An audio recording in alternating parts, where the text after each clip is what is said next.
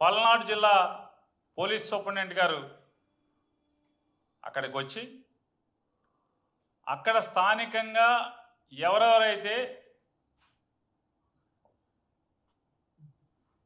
ఆ మండలానికి సంబంధించినటువంటి స్టేషన్ హౌస్ ఆఫీసర్లు కానీ లేదా హత్య విచారణాధికారులతో కానీ ఇట్లందరితో కూడా మాట్లాడిన తర్వాత పల్నాడు జిల్లా సూపరింటెండెంట్ గారు ఎస్పీ గారు అంటే ఆ జిల్లాకి సంపూర్ణ బాధ్యతలు చూస్తున్నటువంటి జిల్లా పోలీసు ఉన్నతాధికారి ఆయన పాత్రికేయ మిత్రులందరితో మాట్లాడటం జరిగింది. వారు మాట్లాడుతూ ఏం మాట్లాడారో ఒకసారి ఎస్పీ గారు ఏం మాట్లాడారో ఒకసారి చూడండి.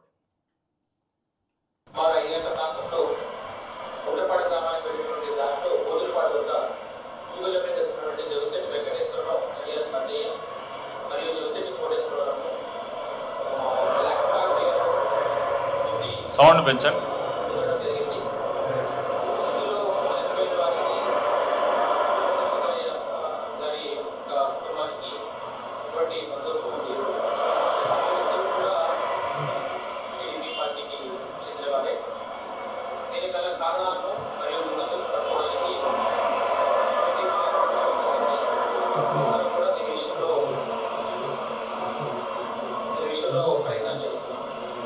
మళ్ళొకసారి ప్లే చేయండి ఒకసారి.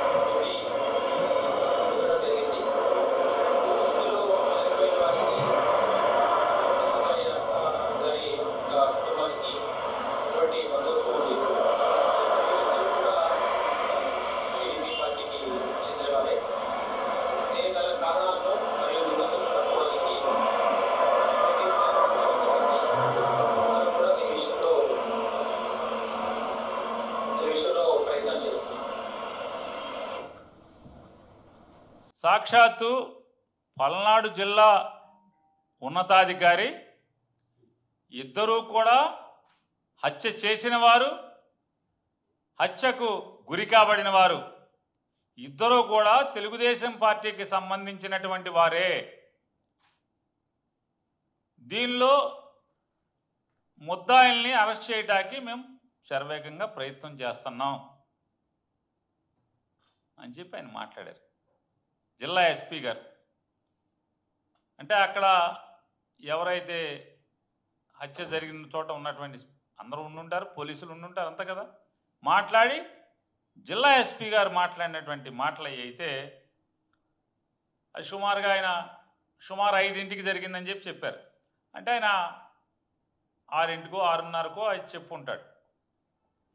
అంటే ఆ ఊర్లో ఉన్నటువంటి వారు చెప్పిన విషయాలు మర్డర్ జరిగిన సంఘటన స్థలానికి సుమారుగా గంటన్నర తర్వాత ఎస్పీ గారు వచ్చారు అని చెప్పారు.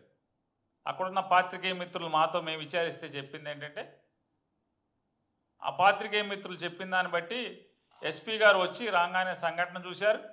అక్కడ ఉన్నటువంటి ఎస్ఐలతో సిఐలతో అందరితో మాట్లాడిన తర్వాత మాత్రమే వెళ్తూ మీడియాకి ఈ మాటలు చెప్పి వెళ్ళారు అని చెప్పారు. అంటే ఏంటి, ఆ గ్రామంలో ఉన్నటువంటి 2 తెలుగుదేశం వర్గాల మధ్య ఉన్నటువంటి ఆధిపత్య పోరులో ఈ హత్యలు జరిగినాయి. ఇద్దరు కూడా తెలుగుదేశం వారే అని చెప్పారు. కానీ చూడండి, అంటే తెలుగుదేశం పార్టీ ఈ దిక్కుమాలిన కూటమి ప్రభుత్వం ఎంత దుర్మార్గంగా ఏలుబడి సాగిస్తుందంటే 8 గంటలకి ఎఫ్ఐఆర్ రాస్తారు. అది ఎన్నింటికి రాశారో దేవుడికి తెలియాలి. 8 గంటలకి ఎఫ్ఐఆర్ అవుతూ ఆ ఎఫ్ఐఆర్ వెంటనే ఎఫ్ఐఆర్లో పిన్నెల్లి రామకృష్ణారెడ్డి గారి తమ్ముడు వెంకటరామరెడ్డి ఇద్దరు కూడా ముద్దాయిలకు వచ్చేస్తారు. 6వ ముద్దాయి 7వ ముద్దాయిగా.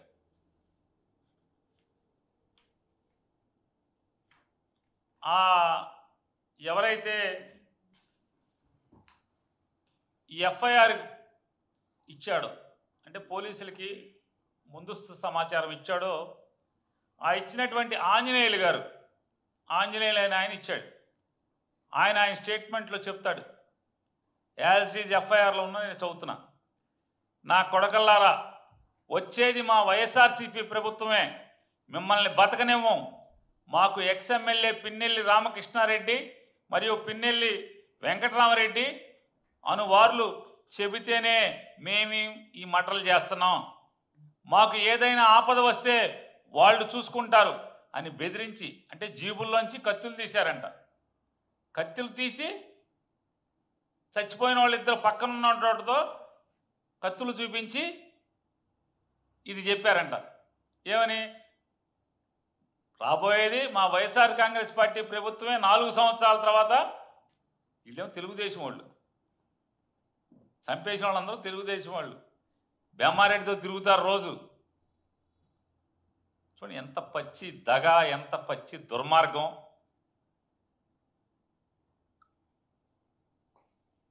నేను చంద్రబాబు నాయుడు గారిని అలాగే లోకేష్ని ఈ పాపాల గురించి నిలదీస్తున్నాను. ఒకసారి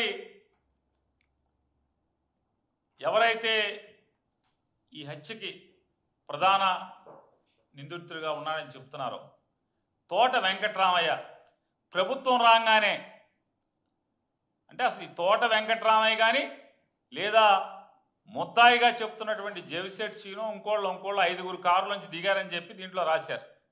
ఈ 5గురిలో ఏ ఒక్కడన్నా ఇవాళ ఈ పోలీస్ ఎఫ్ఐఆర్లో చెప్పినటువంటి సంఘటనల ఆధారంగా కారులోంచి 5 దిగారని చెప్పారు. ఈ 5గురిలో ఏ ఒక్కడైనా లేదా కారు ఓనరు ఇందులో ముద్దాయిగా హత్యకి ప్రధాన కారకుడు అని చెప్తున్నటువంటి పోలీసులు చెప్తున్నటువంటి లేదా ప్రత్యక్ష సాక్షి పేరుతో ఎవరైతే ఒకరిని ప్రవేశపెట్టారో అతను చెప్తున్నటువంటి దాని ప్రకారం ఈ చెప్పే ఏ వ్యక్తి అయినా ఏనాడైనా వైఎస్ఆర్ కాంగ్రెస్ పార్టీ జెండా పట్టుకున్నారా? కనీసం ఫ్యాన్ గుర్తుకు ఓటేశారా వాళ్ళ జన్మలో ఎప్పుడన్నా? ఈ ముద్దాయిలు ఎవడైనా సరే 6 7 ముద్దాయిలు చెప్తున్నారు మీరు. పిన్నెల్లి రామకృష్ణారెడ్డికి వాళ్ళ తమ్ముడికి కాకుండా దాంట్లో 6 7 మంది ముద్దాయిలు అని చెప్తున్నారు కదా. వీళ్ళల్లో 7 ఎవడన్నా కానీ ఒక్కడన్నా ఏ రోజన్నా వైఎస్ఆర్ కాంగ్రెస్ పార్టీ జెండా పట్టుకున్నాడా? ఏ ఒక్క రోజన్నా పిన్నెల్లి రామకృష్ణారెడ్డికి వచ్చి అతనితో తిరిగారా? ఏ రోజన్నా కనీసం ఫ్యాన్ గుర్తుకన్నా ఓటేశారా ఆ ఊళ్ళో? మరి పిన్నెల్లి రామకృష్ణ వీడు చెప్తాడు, నా కొడకలారా వచ్చేది మా వైఎస్ఆర్సీపీ ప్రభుత్వం అంటే. తెలుగుదేశం ఓడేంటి? తెలుగుదేశం ప్రభుత్వం రాగానే తళతళలాడేంటి కొత్త స్కార్పియో కొనుక్కొచ్చాడు. ఇందులో ముద్దాయి తోట వెంకటరామయ్య. ఆ తోట వెంకటరామయ్య కారు తెచ్చి మాచర్ల శాసనసభ్యుడు, తెలుగుదేశం పార్టీ శాసనసభ్యుడు జోలకంటి బ్రహ్మారెడ్డి, ఇంటి పేరు నాకు కరెక్ట్గా తెలీదు, ఆ బ్రహ్మారెడ్డి దగ్గరికి తీసుకొచ్చి, అన్నా మన ప్రభుత్వం వచ్చింది, కారు కొన్నాం రమ్మని చెప్పని కారు ఎక్కమంటే కారు ఎక్కి స్టీరింగ్లో బ్రహ్మారెడ్డి కూర్చుంటాడు, ఓనర్ సీట్లో తోట వెంకటరామయ్య కూర్చుంటాడు. ఇందులో ముద్దాయి. చూడండి ఎమ్మెల్యేకి ఎంత చనువు కాకపోతే, ఎంత మోజు కాకపోతే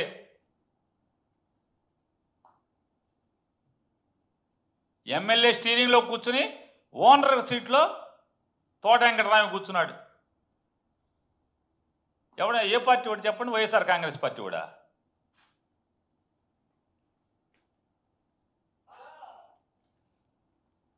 ఈ ఫోటోలు చూడండి. ఇప్పుడు ఇందులో ఈ ముద్దాయి తోట వెంకటరామయ్య జీపు ఓనర్, స్కార్పియో ఓనర్తో పాటు పక్కన ఉన్న ఆయన మొన్న క్యాబినెట్లో ఉద్యోగం ఇచ్చామని చెప్పారు కదా, కార్యకర్త చచ్చిపోతే కొడుకు ఉద్యోగం ఇచ్చామని. చూడండి వీళ్ళందరూ కలిసి, వీళ్ళందరూ ఒకటే ముఠ. వీళ్ళేమో మా కార్యకర్త చచ్చిపోయాడు మేము ఉద్యోగం ఇచ్చామని దెబ్బలు దరుచుకుంటారు, కాళ్ళకు ఎగరేస్తారు. ఆ ఉద్యోగం వచ్చినాడేమో వీళ్ళందరూ కలిసి ఒకే ముఠా.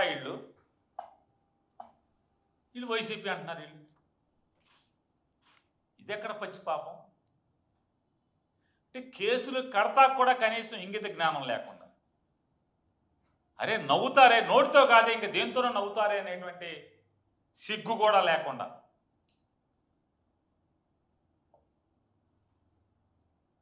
పిన్నెల్లి రామకృష్ణారెడ్డి ముద్దాయి. అక్కడితో ఆగలా. ఆ కారు వేసుకుని ఈ జోలకంటి బెమ్మారెడ్డి అదే స్టీరింగ్ తిప్పుకుంటా సరాసరి చంద్రబాబు, ముఖ్యమంత్రి చంద్రబాబు ఇంటికి వెళ్ళిపోయి చంద్రబాబుతో ఫోటో తీయించేస్తాడు. మా వాడు కారు కొనుక్కున్నాడు, పార్టీగా మీ దగ్గరికి వచ్చాం, చూడండి దొంగ చూపులు చూస్తున్నాడు చూడండి.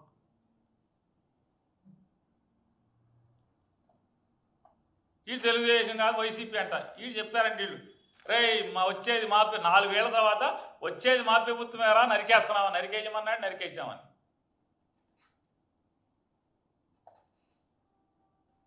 వచ్చేది మా వైసీపీ ప్రభుత్వమేరా అని నరికినప్పుడు జీబు గుద్ది కింద పడ్డాక రాళ్లతో కొట్టి చంపి ఆ తర్వాత జీబులోంచి కత్తులు తీసి బెదిరిస్తా కత్తులు తీశారంట. చంపిందేమో రాళ్లతో అంట, జీబుతో గుద్దారు, కింద పడ్డ వాళ్ళని రాళ్లతో కొట్టి చంపారు, కత్తులు తీసి అరే వచ్చేది మా వైసీపీ ప్రభుత్వమేరా, మా రామకృష్ణారెడ్డి చెప్పాడు చంపేశాంరా, ఏమొచ్చినా మాకు చూసుకుంటాడరా రామకృష్ణారెడ్డి. ఇది పచ్చి పాపం కాదా అని అడుగుతున్నా. ఈ పాపాలు మీరు మూట కట్టుకోవట్లేదా?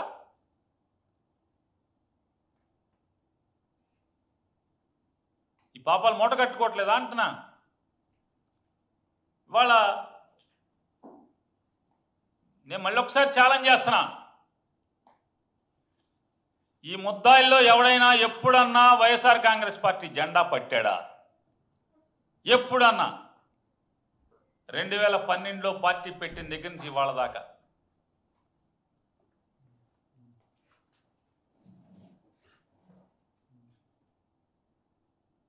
వీళ్ళందరూ పచ్చి టీడీపీ వాళ్ళు ఏంటి, మరీ ప్రత్యేకించి పిన్నెల్లి రామకృష్ణారెడ్డికి ప్రత్యర్థి వర్గం ఏంటి? ఇక భగవంతుడు తెలియాలి ఇటువంటి పాపాలు చేసిన వాళ్ళు ఏమవుతారో, రేపు వీళ్ళ బతుకులన్నీ ఏం చేయబోతున్నారో దేవుడు. దాని మీద జేబీఆర్ అని చెప్పి తాటికే అంత అక్షరాలు ఆ స్కార్పియో మీద, జోలకంట బెమ్మారెడ్డి ఎవరు, ఈ మటర్ చేసిన జీప్ మీద జోలకంటి బెమ్మారెడ్డి అని తాటికే అంత అక్షరాలతో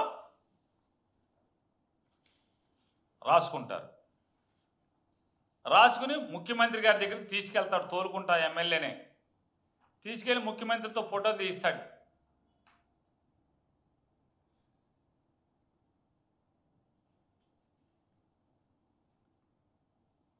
భగవంతుడు చూస్తూ ఊరుకుంటాడా? ఇంత పచ్చి పాపాలు మీరు చేస్తే దేవుడు ఉండడా అంటున్నా. ఇంత దుర్మార్గాల మర్డర్ కేసుల్లో అసలు ఎవడన్నా నవ్వుతాడని కూడా లేకుండా టీడీపోళ్ళు కొట్టుకు చంపుకోవడం ఏంటి? వాళ్ళు చంపుకు చేస్తే వైసీపీ మాజీ ఎమ్మెల్యేని ముద్దాయి ఏంటి? చూశారు కదా ఎఫ్ఐఆర్లో ఆడేం మాట్లాడతాడు, అది చెప్పాడంట. ఈ అంతులేని పాపాలకి సంవత్సరమైనా కూడా తెర ముయ్యకుండా ఇంకా ఈ పాపాలని రెట్టింపు చేస్తూ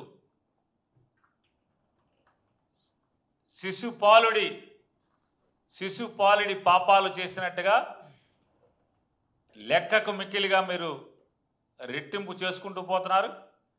ఖచ్చితంగా భగవంతుడు మీకు